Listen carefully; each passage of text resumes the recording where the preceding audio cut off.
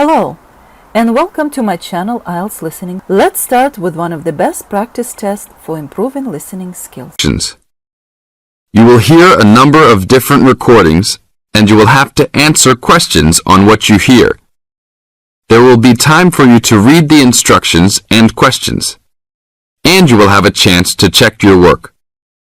All the recordings will be played once only. The test is in 4 sections. Write all of your answers in the listening question booklet. At the end of the real test, you will be given 10 minutes to transfer your answers to an answer sheet.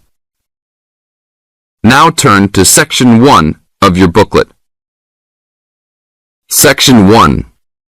You are going to hear a conversation about renting an apartment. First, you have some time to look at questions 1 to 6.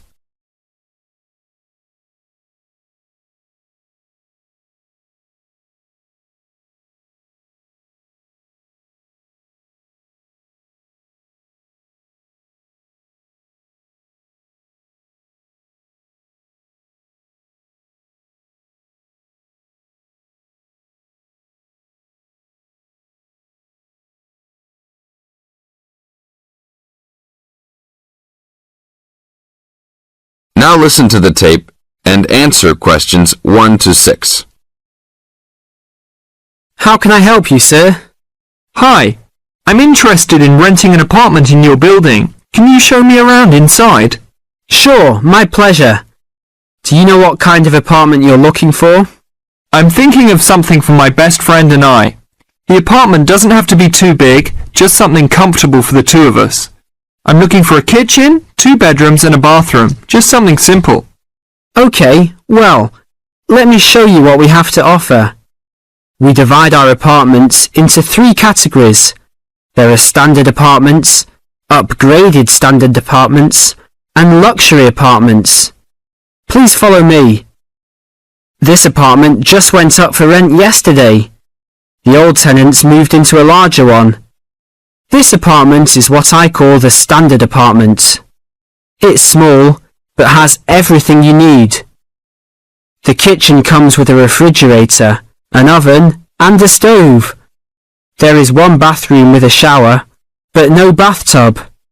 The rooms are a good size, and both have their own closets. The living room has enough space for a couch. We will provide a television for you.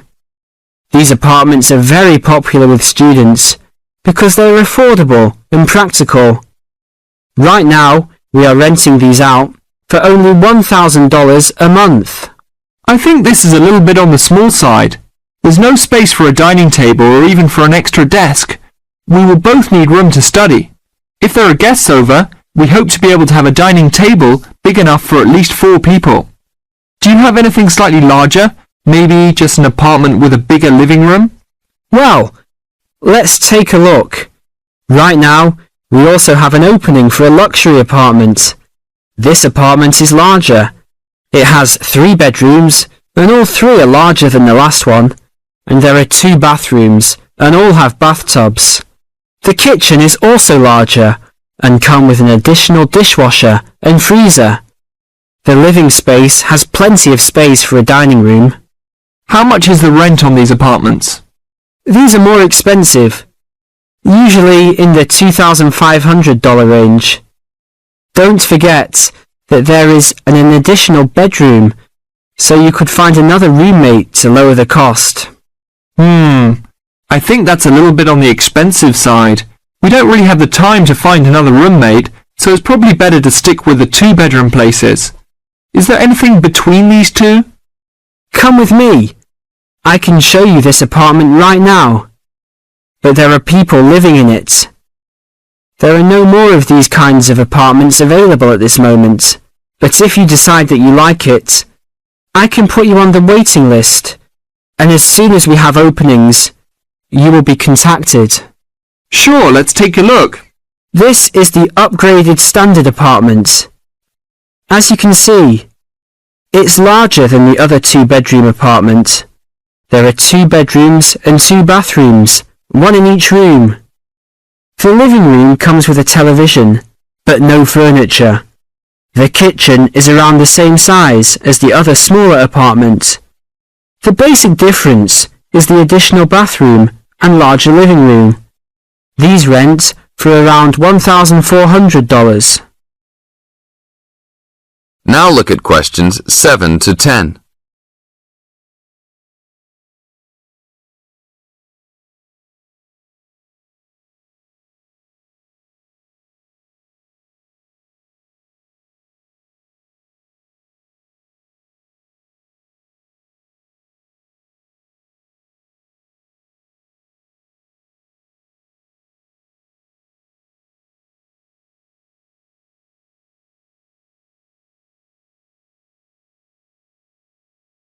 Now listen to the tape and answer questions 7 to 10. Seems like a good deal.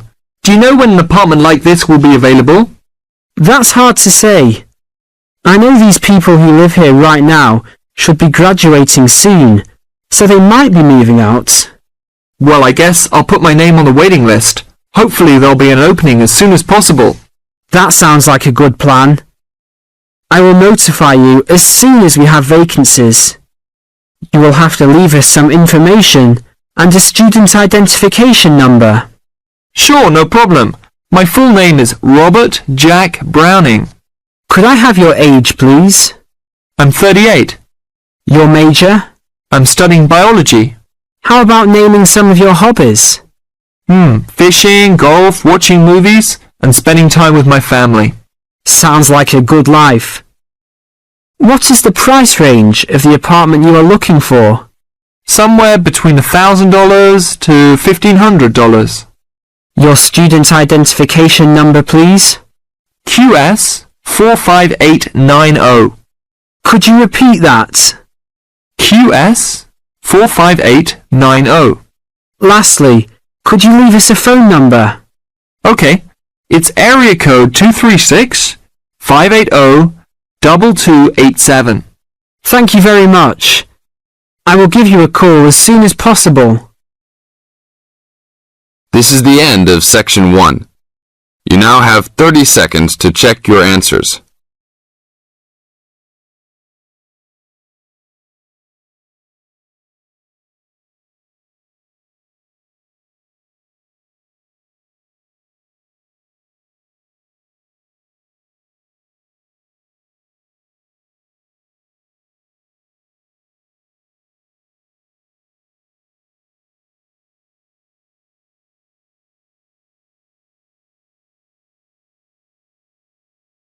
Now turns to Part 2. Part 2. You will hear part of an introductory talk to a health club. Listen carefully and answer questions 11 to 15.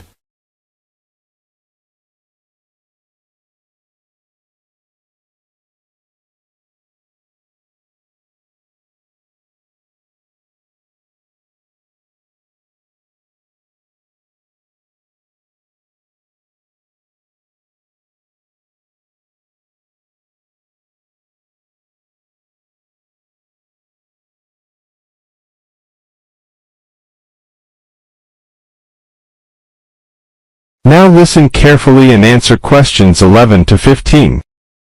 Good morning, everybody. I'd like to welcome you to Rose's Health Club, which is part of the nationwide Rose Group of Health and Fitness Centres. Today I hope to tell you everything about the Glenfield Centre and the facilities it offers. First, have a look at the map of the centre I have put up here. There's a copy of it in your information packs. As you can see, we have a range of facilities. We are here at the meeting point next to the reception desk. If you get lost, which is unlikely, make your way here. The main feature of the health club is, of course, the swimming pool. This is a 25-metre pool divided into 3 or 4 lanes. Access to the pool is normally through the changing rooms for obvious reasons. To get to these, bear left as you come through reception, and as you follow the corridor, they are the 2 doors immediately to your right. First the female changing room, then the men's. If you follow the corridor right to the back of the building, you'll find one of our most popular features, 3 state-of-the-art squash courts. We keep them in very good condition, so if you're keen on that sport, I'm sure you'll appreciate the quality. Right then, I'm sure what many of you are thinking of joining for is access to the gym facilities and activities like yoga. We've got lots of space for this, and these are all situated on the left-hand side of the main corridor, opposite the changing rooms and squash courts. At the far end, you'll find the fixed and free weights room. There are lots of fixed weights machines, and you'll also find exercise bikes and rowing machines. Next to that, directly opposite the changing rooms, there's access to our sports hall.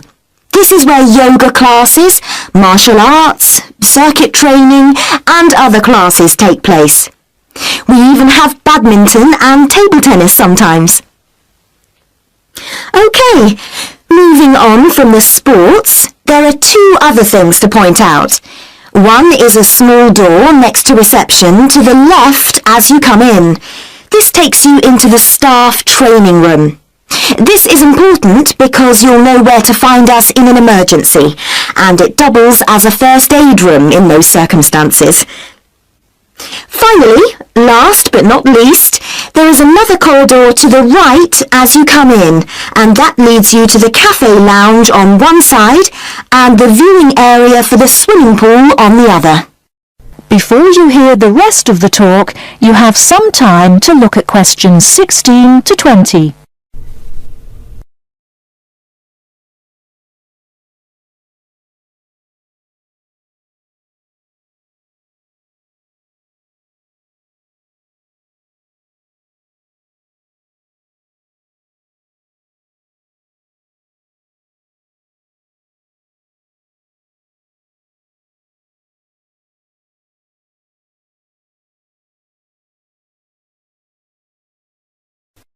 Now answer questions 16 to 20.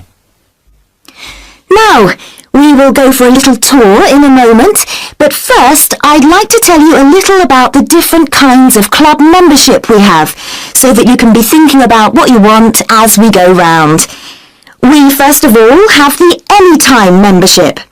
Anytime is the complete go-as-you-please membership.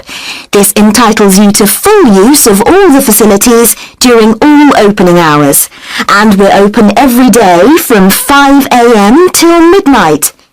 This costs £850 per year, though there are some discounts which I will tell you about in a moment. Don't forget that the Rose Group is a nationwide group, and this membership also entitles you to the full use of the group's other 250 clubs around the country. The Free Time membership is an off-peak membership.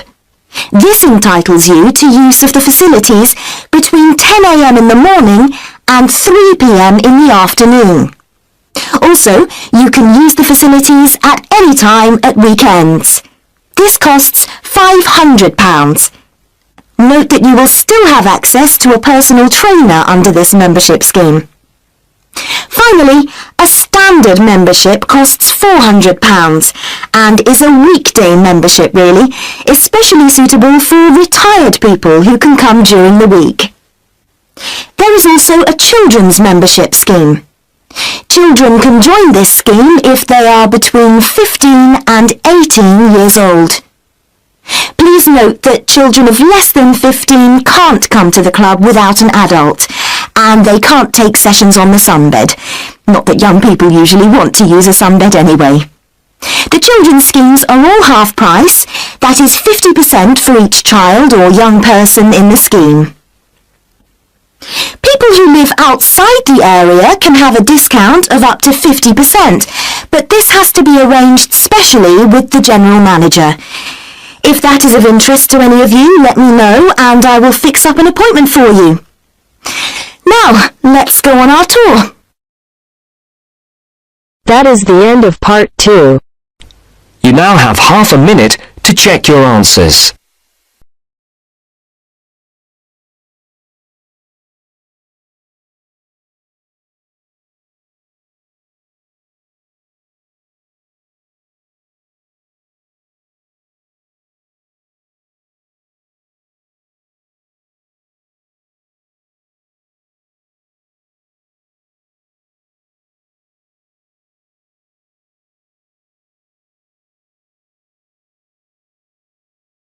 Now turn to Section 3.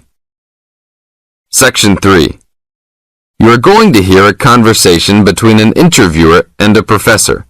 First, you have some time to look at questions 21 to 26.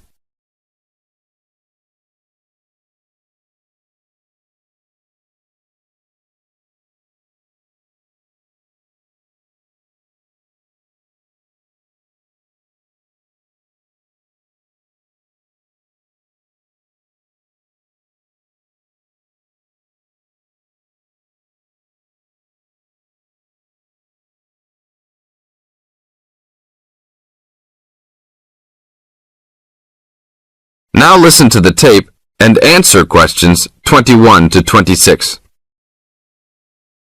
Today I'm here with Professor Nittick, who is our new university president. He has been a professor for 20 years and teaches many of the best classes on campus. I know many of you have had him as a teacher and know of his brilliance. Good morning, Professor Nittick. Thank you for stopping by the student station. Thank you for having me here. It is always great to get to meet many of the students who are involved with our school. I haven't been here since 2 years ago. Yes, I remember at that time you were still teaching every semester.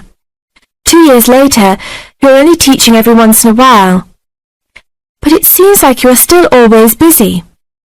The administration world is just as busy as the teaching world for you. How do you stay in touch with the university, even with the change in your everyday duties? I try to stay in touch with what is popular with the university students. I usually spend time with as many students as I can.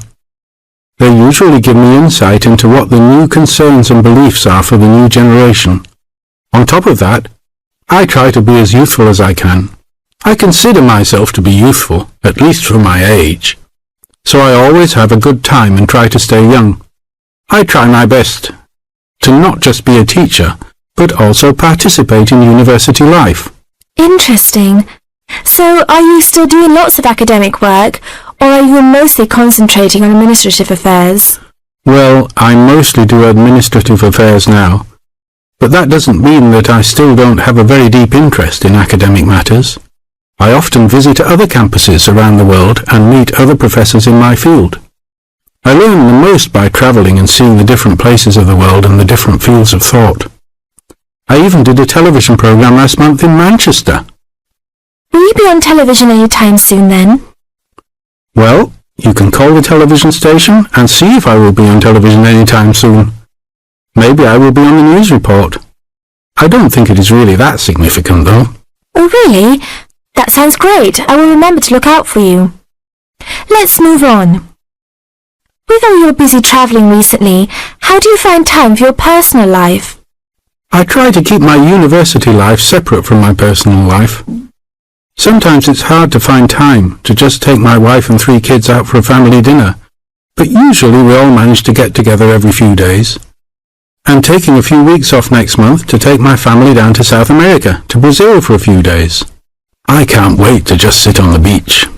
Wow, that sounds like a wonderful trip. Professor Nittick, could you tell the audience a little about what goes on in an average day of a university administrator? An average day? Oh, I don't think there is such thing as an average day for me. The last few weeks I've been travelling all the time. I can be in Los Angeles in the morning and in New York by the afternoon and back to Los Angeles by the evening. Sometimes I will spend the whole week at a new university, showing the new administrators the ins and outs of running a university. Sometimes I can spend the whole day in the office on the phone. So there really is no average day for me. I guess that is because I do so many different tasks. Sorry to let all the viewers down, but that is the plain truth. Now look at questions 27 to 30.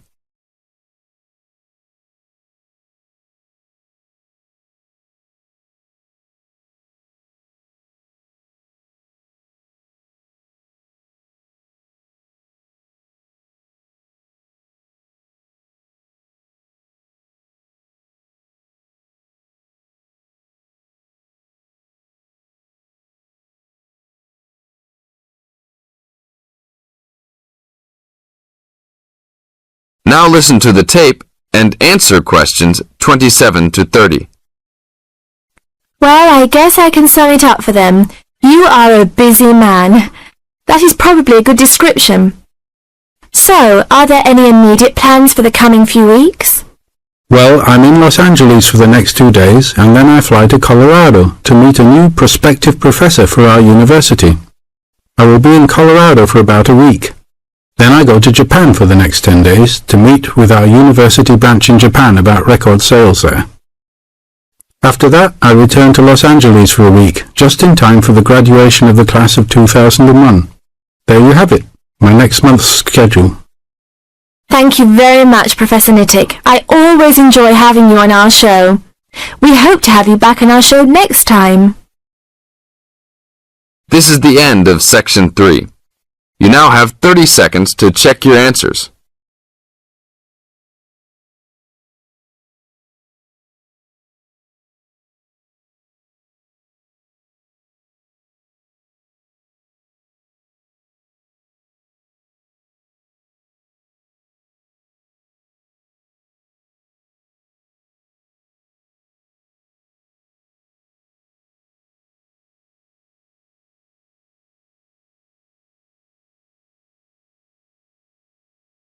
Section 4.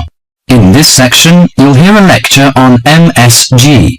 First, you have some time to read questions 31 to 40.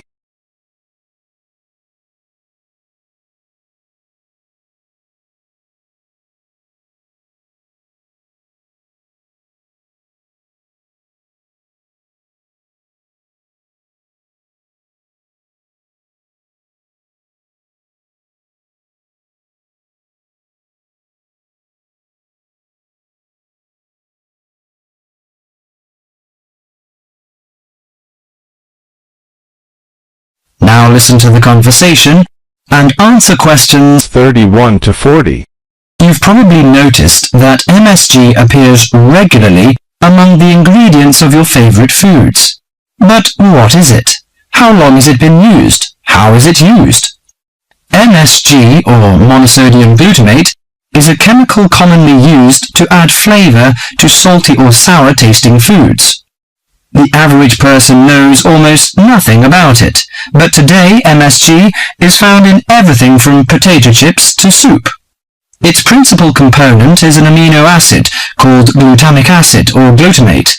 It was identified by Professor Kikunae Ikeda in 1908, but Eastern cooks have been using glutamate-rich seaweed as flavoring for more than 1,200 years.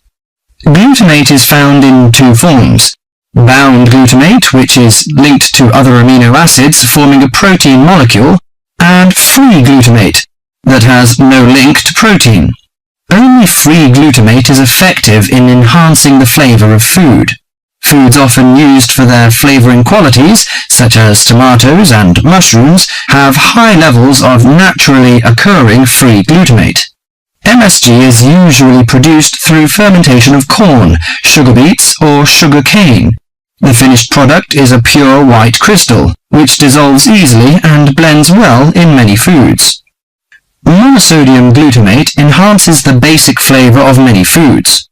New studies also show that MSG elicits a unique taste that is known as umami in Japan and often described by Americans as a savory, broth-like or meaty taste. Umami may be the fifth basic taste, beyond salty, sweet, sour, and bitter. As an integral part of cuisines around the world, this savory taste is common to the bouillons of Europe, the oyster sauce of China, the soy and fish sauces of Southeast Asia, the pizza of Italy, and the chowders and stews of America. MSG helps bring out the best natural flavors in a variety of foods such as meat, poultry, seafood, and vegetables. While MSG harmonizes well with salty and sour tastes, it contributes little or nothing to sweet or bitter foods. Results of taste panel studies indicate that a level of 0.1 to 0.8% MSG by weight in food provides optimum enhancement of the food's natural flavor. This is within the range of glutamate that naturally occurs in foods.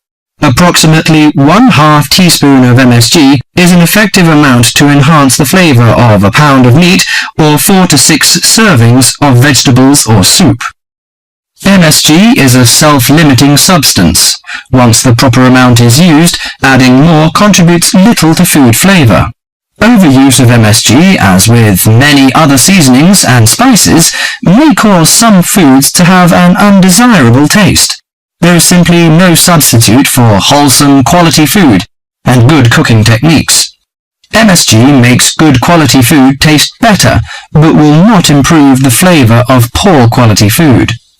Disturbingly, scientists have known since the 1960s that MSG kills brain cells in young animals. Further research suggested that MSG may also be responsible for ailments ranging from skin rashes to irregular heartbeat and depression. Reports vary on just what percentage of the population is sensitive to MSG. One researcher put the figure as high as 30%, but food industry-sponsored studies have suggested it as low as 1 to 2%. Baby food manufacturers agreed to take MSG out of their products in the 1970s, but it is still widely used in other foods. This is because MSG is an economical way of stimulating great taste. If you're making a chicken stew but can't afford a whole chicken, why not use a little chicken and a lot of MSG? Consumer groups in the USA campaign regularly against its use, but for many of us, MSG will continue to be a part of everyday life. Food, it seems, will always be a matter of personal taste. That is the end of section 4.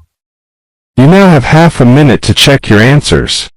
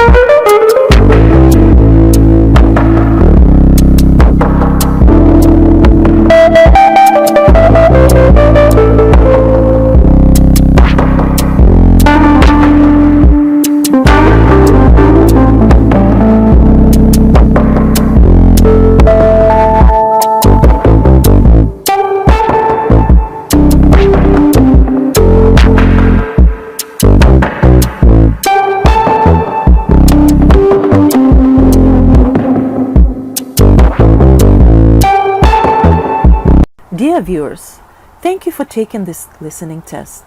Please let me know about your score in the comments section below. Keep on practicing. It's the only way to be successful. We are planning to upload more IELTS helpful videos. Please subscribe to our channel, IELTS Listening. Thank you.